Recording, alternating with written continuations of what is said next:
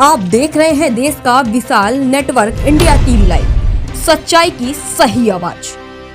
દાહોદ દૂધ મંડળીમાં મતદાર યાદી મુદ્દે ઉગ્ર વિવાદ। આણંદ જિલ્લાના દાહોદ દૂધ મંડળી ખાતે પશુપાલકો દ્વારા ઉગ્ર હોબાળો મચાવવામાં આવ્યો છે।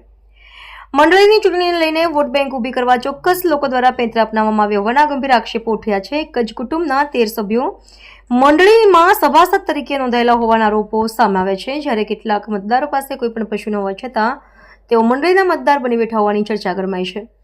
પશુપાલકોનો આરોપ છે કે ચૂંટણીમાં કાયદો મેળવવા માટે પ્રવર્તમાન ચેરમેનના પરિવારના જ 13 મત ઊભા થયા છે। પારદર્શક વહીવટ અને ન્યાયસંગત ચૂંટણીની માંગ સાથે પશુપાલકો દ્વારા મંડળી ખાતે હલ્લાબોલ કરવામાં આવ્યો હતો। ખોટા અને અયોગ્ય મતદારોને તાત્કાલિક દૂર કરવાની પ્રબળ માંગ ઉઠી છે। આ મામલે સભાસદ ઘનશ્યામભાઈ રામભાઈ ગોહિલે પુરાવા સાથે આક્ષેપો રજૂ કરી ચૂંટણી અધિકારી સમક્ષ લેખિત રજૂઆતો કરી છે। સમગ્ર ઘટનાને લઈને દાહોદ દૂધ મંડળીની ચૂંટણીમાં ભારે ગરમાવો જોવા મળી રહ્યો છે। રિપોર્ટર અજયસિંહ રાઠોડ। મારું નામ છે રોનકસિંહ ગોયલ, દાહોદ ગામનો વતની છું અને સામાજિક આગેવાન છું। આજે દાહોદ ગામમાં તમામ સભ્યો બધા ભેગા થયા છે, શું છે? અમારા ગામની અંદર દાહોદ દૂધ મંડળીનું ઇલેક્શન આવ્યું છે। આજે યાદી પ્રસિદ્ધ કરી છે અને 1 તારીખ ઇલેક્શન છે। છેલ્લા 25 વર્ષથી એકને એક જ ચેરમેન છે, આર્યુ ગોહિલ નામના વ્યક્તિ। હવે અમને વાંધા અરજી આપવા માટે અમે સવારે જ્યારે યાદી લેવા આવ્યા ત્યારે કીધું હતું કે બપોરે 2 વાગે અમે વાંધા અરજી આપવા આવીશું। આ યાદીની અંદર 13 વોટ એમના ઘરના છે અને 5 દિવસ 7 દિવસ 8 દિવસ 9 દિવસ 12 દિવસની અંદર દૂધ ભરી અને વોટને તૈયાર કરી દીધા છે। એમણે બીજા એક સ્થાનિક ઓડિટર હતા એબી ગોહિલ નામના વ્યક્તિ, એમના ઘરના 5 વોટ છે। એટલે આ એક વોટની રાજનીતિ એ લોકો કેટલા 25 વર્ષથી કરી રહ્યા હતા અને દર વખતે ઇલેક્શન એ જીતી જાય બેઠે બેઠું કોઈ સભ્ય ઊભું ના રહે, કારણ કે એમના 200-300 વોટ બનાવેલા હતા ફિક્સ જ પહેલેથી।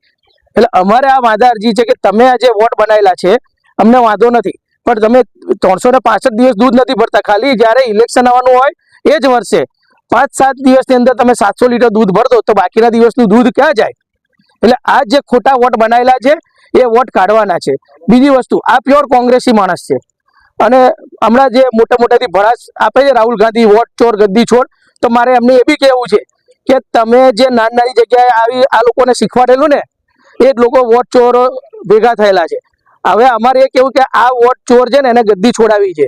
એટલે આ ચેરમેન અમારો ચોર છે, એને કેટલું ભ્રષ્ટાચાર કર્યું છે એ બધું અમે અગાઉ 3 વર્ષ પહેલા અહીંયા વકીલો લાઈન ડિક્લેર કર્યું હતું, તો એને ધીમે ધીમે લોકોને નફો વધારી અને લલચાયા હતા, પણ પ્રજા જાણી ગઈ છે કે અમારા વિરોધથી જ નફો વધ્યો હતો અને હજુ પણ નફો અમે જ વધારીશું।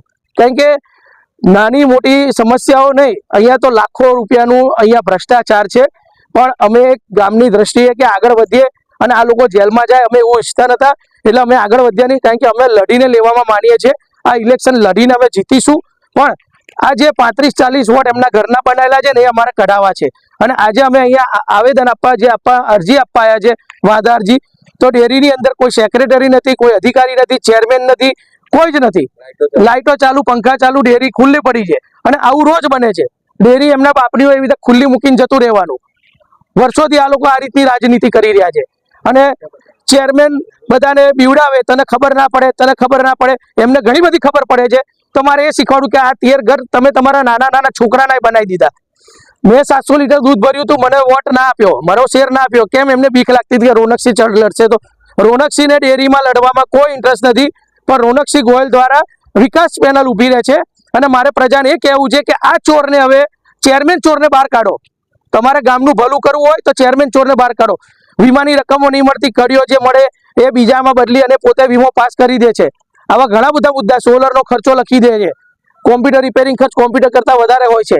તો આ બધા મુદ્દાઓ વખત મેં લડ્યો હતો, પણ મને ખબર છે કે હું આગળ જઈશ તો મંડળીને કંઈક સજા થશે, તો લોકો જેલમાં જશે એવું હું ઈચ્છતો નથી। એટલા માટે મારે એટલું જ કહેવું છે કે અમે લોકો જે અહીંયા આવેદન અત્યારે અરજી આપવા આવ્યા છે એ અમારી અરજી સ્વીકારવાળું કોઈ અત્યારે છે નહીં। તો હું તમારી મીડિયા મિત્રો દ્વારા આગળ આ વિડીયો પહોંચાડવા માંગુ છું કે આ ડેરીનો ભ્રષ્ટાચાર અને આ ચોર ચેરમેનને બહાર કાઢવા પ્રજાને ખબર પડે અને આગળના ડીઆર જેવા અધિકારીને પણ ખબર પડે કે આવી રીતે અહીંયા લાલિયાવાડી ચાલી રહી છે। જય માતાજી, જય ભારત। અત્યારે કોઈ ડેરીમાં કોઈ મીડિયા કર્મી, ડેરીના કોઈ કર્મચારી છે તમારા જોડે? ના, ડેરીના કોઈ કર્મચારી નથી। તમે પણ અત્યારે જઈ અને આખો વિડીયો બનાવો, જો અંદર પંખા લાઈટ ચાલુ છે, ડેરીની અંદર કોઈ જ નથી।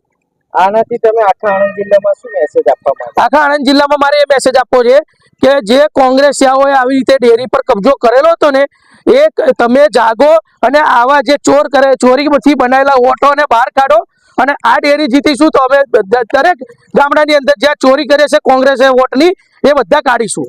તમારી સમસ્યાનું નિરાકરણ નહીં આવે તો તમે આગળ શું પગલાં અમે ડીઆરમાં જઈશું, આગળ હાઈકોર્ટ સુધી જવાની અમારી ગણતરી છે. હું સંતોષસિંહ ગોયલ, જેમ કે આપણે રોનકસિંહ બાપુએ જણાવ્યું તે વાત સ્પષ્ટ છે કે આ ડેરીમાં વર્ષોથી આવી લાલ્યાવાડી ચાલે છે. કેટલા લોકો દૂધ વર્ષોથી ભરે છે તે લોકોના સર નાબૂદ કરીને લોકો એમના ઘરના અને એમના જે મિલી ભગત વાળા છે એમના સરથી આ દૂધ ડેરી મંડળી વર્ષોથી ચાલે છે. તો જે પશુપાલકો વર્ષોથી દૂધ ભરે છે એ લોકોને આગળ આવવાનો મોકો ક્યારેય મળતો નથી આ ડેરીની અંદર. અને પહેલા છેલ્લી વાત કે આ ડેરીની અંદર પૂરતું જે મળવા પાત્ર હોય તે પણ પશુપાલકોને મળતું નથી. અને મોટી મિલી ભગત આ જે સર ચાલે છે એમાં છે. કેટલાય લોકો અપીલ કરી છે કે અમારો સર ટ્રાન્સફર કરો, છતાં આ કરતા નથી. કેટલાય લોકોની કમ્પ્લેન્ટ છે એવી, પણ સર ટ્રાન્સફર નથી કરતા કારણ કે આ વોટ બેંક બનાવીને બેઠેલી ડેરી છે. અને આ બધા એક મિલી ભગતથી ચાલતી વર્ષો જૂની પ્રથા ચલાવે છે. મારે હાલ ગામડાઓને એ જ કહેવું છે કે દાવલ ગામના હવે જાગો, હવે આ ડેરીને તમે મુક્ત કરો અને તમે પણ આઝાદ થાઓ, જેથી નવી નવી સુવિધાઓ તમારા પશુપાલકોને મળતી જેટલી પણ સુવિધાઓ આવશે એ આપણે અમારી વિકાસ પેનલ તમને લાવીને તમને આપશે. અને જેથી કરી અમે તમારી પાસે આશા રાખીએ છીએ કે હવે તમે અમારી વિકાસ પેનલને જીતાડો, જેથી કરી અમે તમારી મદદરૂપ કરીએ અને અમને साथ सहकार आपको।